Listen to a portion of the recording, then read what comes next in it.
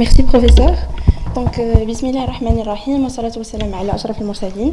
Chers maîtres, chers confrères, permettez-moi de vous présenter une étude transversale que nous avons menée au CHU Mohamed VI d'Oujda, portant sur les troubles anxio-dépressifs chez les patients suivis en consultation de cardiologie. Donc, les maladies cardiovasculaires restent la première cause de mortalité mondiale, un fait qui est bien connu de nos collègues cardiologues. Ce qui l'est moins, c'est que 20 à 40% de ces patients présentent des symptômes dépressifs significatifs et 15 à 20% répondent aux critères du trouble dépressif majeur. C'est précisément pour cette raison que les recommandations ESC 2025 préconisent désormais un dépistage systématique de la détresse psychiatrique en cardiologie. Ce qui est fondamental, c'est la nature bidirectionnelle de ce lien. La dépression n'est pas seulement une conséquence de la maladie cardiaque, elle en est un facteur de risque indépendant. Elle prédit la réhospitalisation, les événements cardiaques graves et la mortalité. Ainsi, l'anxiété, elle, agit surtout en synergie avec les dépressions comme prédicteur pronostic. Ce schéma illustre le cercle vicieux, car la maladie cardiaque génère de l'anxiété et de la dépression via des mécanismes biologiques, et en retour, ces troubles psychiques aggravent la cardiopathie par l'élévation du cortisol, l'activation plaquettaire et les comportements délétères. On ne peut traiter l'un sans tenir compte de l'autre. Bien sûr, concrètement, le patient déprimé est moins observant à son traitement, il adopte des comportements à risque, comme la sédentarité, la consommation de tabac, l'alimentation déséquilibrée. Il consulte aussi de façon inadaptée et présente une activation neuro-hormonale permanente qui aggrave directement sa cardiopathie. Notre objectif principal était d'évaluer la prévalence des symptômes anxieux et dépressifs chez les patients ambulatoires suivis en cardiologie. Nos objectifs secondaires étaient d'identifier les facteurs associés, sociodémographiques et cliniques, et de comparer les scores ADS selon les caractéristiques des patients. Il s'agit d'une étude transversale, descriptive et analytique menée sur 5 mois au service de cardiologie du CHU Mohamed VI d'Oujda auprès de 100 patients consécutifs. Nous avons inclus des patients adultes en consultation programmée et en HDJ, stables sur le plan médical et consentants, et ont été exclus les patients en décompensation aiguë, présentant un trouble neurocognitif majeur, un épisode psychotique instabilisé ou ayant refusé de participer. L'outil utilisé était le HADS, Hospital Anxiety and Depression Scale. Avec ces deux sous-échelles, l'HADS-A pour l'anxiété et l'HADS-T pour la dépression, c'est l'outil de référence validé par l'ESC pour la détresse psychologique en milieu somatique, simple, rapide et bien accepté par les patients. Passons ensuite à nos résultats.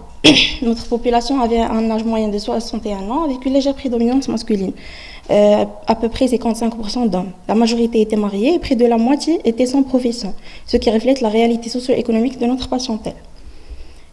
13% de nos patients sont des fumeurs actifs, un facteur de risque cumulatif, et 35% ont un antécédent psychiatrique identifié, des troubles psychotiques, des troubles anxieux ou des troubles dépressifs qui présentent un facteur aussi de vulnérabilité. Sur le plan cardiologique, la coronaropathie représentait le diagnostic le plus fréquent, avec 47% des cas, suivi de l'insuffisance cardiaque, des troubles de rythme, de l'HTA isolé et même des valvulopathies.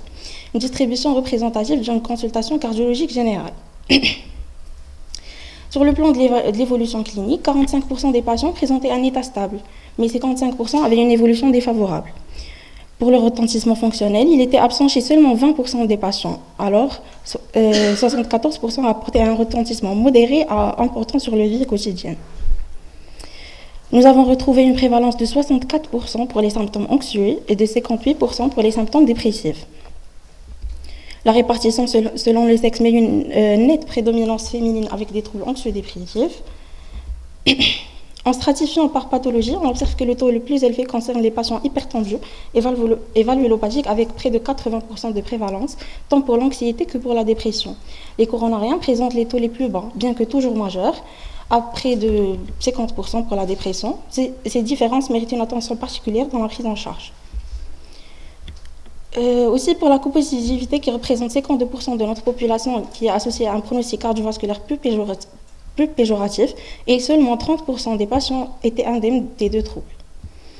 Notre analyse bivariée pour la dépression a identifié 4 facteurs significativement associés. Le sexe féminin avec un odds ratio de 2,3, les antécédents psychiatriques, l'insomnie et l'évolution clinique défavorable. L'insomnie ressort comme le facteur le plus fortement associé, ce qui souligne l'importance de son dépistage systématique.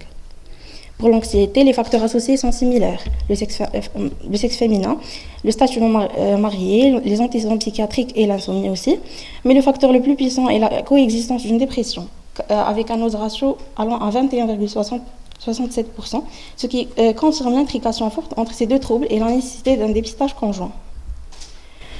Donc, nos résultats s'inscrivent dans un corpus international solide, mais avec des particularités notables. Dans la revue de Greenman et Hall en 2018, menée sur des populations nord-américaines avec coronaropathie et insuffisance cardiaque, les prévalences rapportées étaient de 15 à 50% pour l'anxiété et 20 à 40% pour la dépression. Nos 64% et 58% les dépassent donc nettement, ce qui peut s'expliquer par le contexte socio-économique de notre population et le cumul de vulnérabilité. L'étude d'Al-Shamiri et Hall en 2023 en Arabie Saoudite, portant spécifiquement sur l'insuffisance cardiaque ambulatoire, retrouvait 56,9% d'anxiété et 52,7% de dépression. Des chiffres qui sont proches de nôtres, ce qui suggère que les populations du Moyen-Orient et Afrique du Nord partagent probablement un profil de vulnérabilité psychologique comparable, peut-être lié à la précarité, au soutien social et représentation culturelle de la maladie. L'étude de Van Bulk en 2024, sur les cardiopathies congénitales de l'adulte, population plus jeune et une population différente, retrouvait des prévalences plus basses, 18% d'anxiété et seulement 2,9% de dépression. Cet écart illustre l'importance du type de la cardiopathie et de l'âge dans la charge psychologique. La méta-analyse de Castro 2023 sur les syndromes coronariens aigus rapportait aussi une anxiété légère à modérée chez 55% et une dépression chez environ 40%, là encore en deçà de nos résultats, ce qui peut tenir au caractère ambulatoire et chronique de notre population, chez qui la maladie s'est déjà installée dans le quotidien. Pour ce qui est facteurs associés, la cohérence est forte, parce que le sexe féminin, les antécédents psychiatriques et la précarité sociale sont retrouvés de manière transversale dans toutes ces études.